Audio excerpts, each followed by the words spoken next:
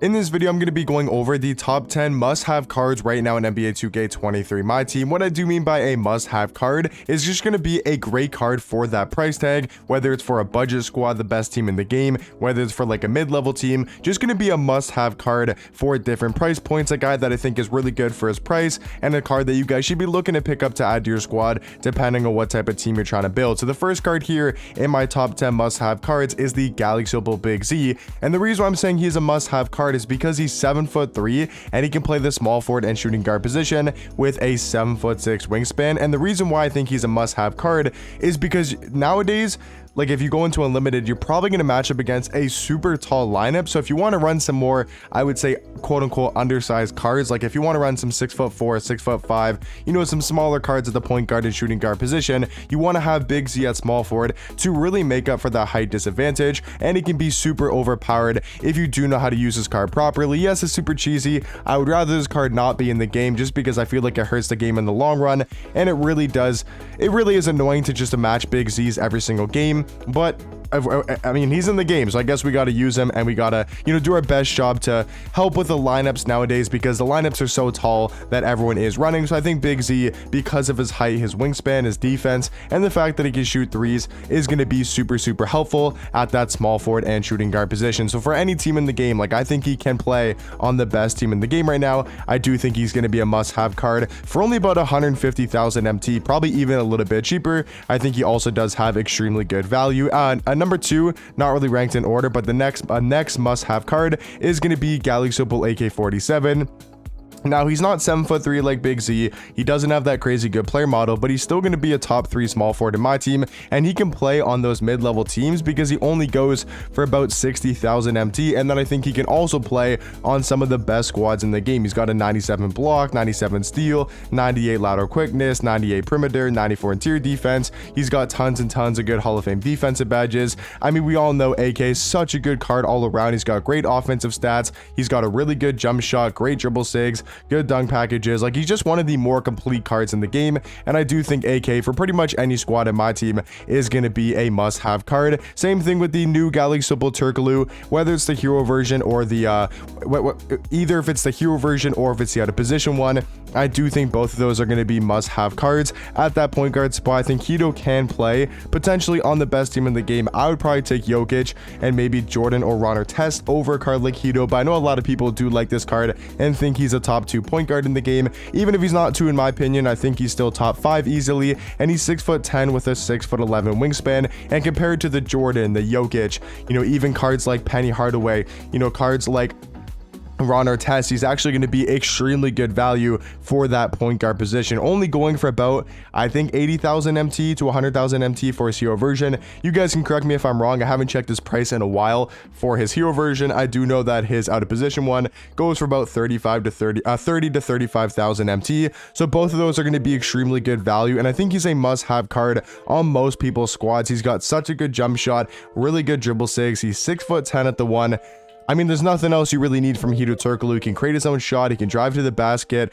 He can play solid defense. He can mash. He can rebound. He can just do everything at such a high level. The next must-have card here is going to be Galaxy Opal Ricky Davis, another just really solid shooting guard in the game. And the reason why I think he's a must-have card is because there's no real good, you know, budget to mid-price shooting guards. There is Antoine Jameson. He's like the only other really good kind of mid-budget level shooting guard in the game. It pretty much goes like T-Mac, Terry Dishinger, and then it goes, for example, Kevin Garnett, Steve Smith, and then probably Ricky Davis as the 5th best shooting guard in the game, him or Big Z at the 2. So you're getting a top 5 shooting guard for only about 50 to 60K, and I feel like he can play just like AK on most squads in the game. He can play on those kind of budgety teams, those mid-level squads, and then I think you also can put you can put Ricky Davis on the court against some of the top shooting guards, T-Mac, Terry Dishinger, and I think he can hold his own. Cards like Steve Smith, I think he can hold his own. He's still one of the best 3 hunters in the game at the shooting guard position. He's got such a good jump shot with the Oscar Robertson upper on very quick timing.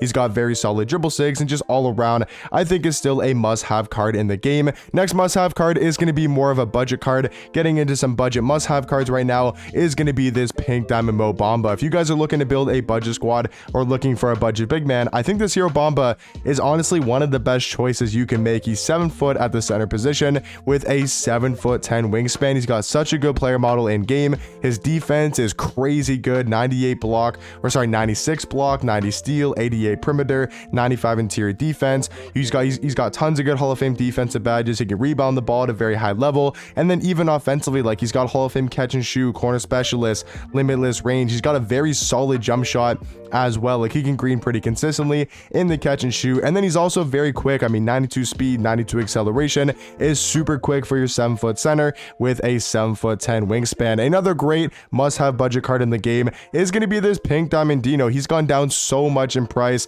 since the new out of position 2 drop. He's below 10,000 MT, and he is still such a good budget big man in the game. He's 6'11" with almost an 8-foot wingspan, which is going to really help him on the defensive end and maybe make up for a little bit less of stats and badges for the defensive side of things. But that 8-foot wingspan and just his great player model is definitely going to make up for it. And then offensively, he's still an absolute beast on the offensive end. Having this Steve Francis size up makes him super quick with the basketball. And then I also do think he's got a very solid jump shot. Do I think he can play on the best team in the game? Obviously no, but I do think for budget squads and mid-level teams, he can be a must-have card at that power forward or center position. Another great budget kind of must-have point guard is going to be the Pink Diamond Elgin Baylor. I mean, this card's only like 5 to 10,000 MT, and he's a 6'5" point guard, 6'8" wingspan. He's just a better Matisse Thybulle. He's super elite on the defensive end, at least 90 in the defensive category. He's got Hall of Fame anchor, clamps, glove, menace. Offensively, he's an absolute demigod. I mean, he's got such a good jump shot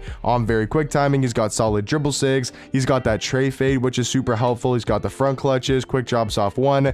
I mean, the card is just super well-rounded, and for a budget point guard is probably the best in the game for under 10,000 MT. And now talking about more expensive cards, I would say around that Ricky Davis AK-47 level is going to be the Pink Diamond Peter Gutmann, I think is to pronounce his name. He goes for about 40 to 50k, and I think he's super valuable at that center position, and I would say is a must-have card on most people's lineups. Yes, he's not going to play on the best team in the game. He's not better than Yao, Kristaps, Dikembe, but I do think he might be a top 5 center, which is extremely good value compared to a Dikembe, a Kristaps, a Yao, who are all like 500k plus. He's 7'2" at the 5 with a 7'10" wingspan, and he's just like a better Mo Bamba. That's the way that I kind of look at him. He's got such a good jump shot, very easy to green, and also pretty quick.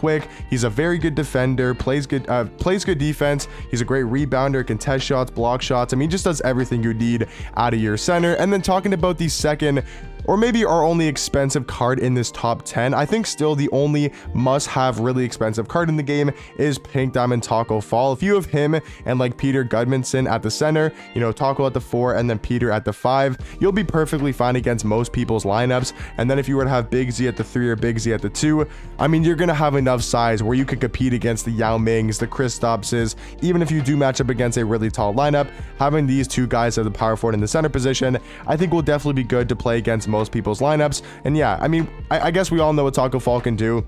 Don't really need to look at this card. He's just the most overpowered, or maybe the second most behind Yao Ming, but just one of the most overpowered cards in the game. And I do think he's the only must-have card in the game that is expensive. All these other cards are kind of budget or in that mid-tier price. And then to round off the top 10 must-have cards in the game, I just wanted to throw Joe Ingles in here and also just mention some other honorable mention guys that I think are great at the point guard position. So Joe Ingles, a really good option if you want to go for Pink Diamond Ousmane Dieng. He's another really good option. Luke Walton, he's great at the point guard spot. So there's a lot of good kind of budgety point guards that you guys can go with. I do think Joe Ingles is a little bit better out of the bunch. Even DeMarcus Cousins, he's on a bad big man card as well.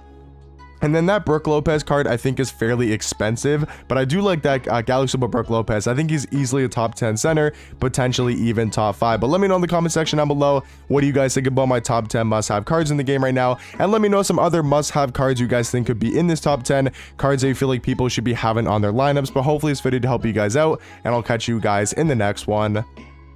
Peace.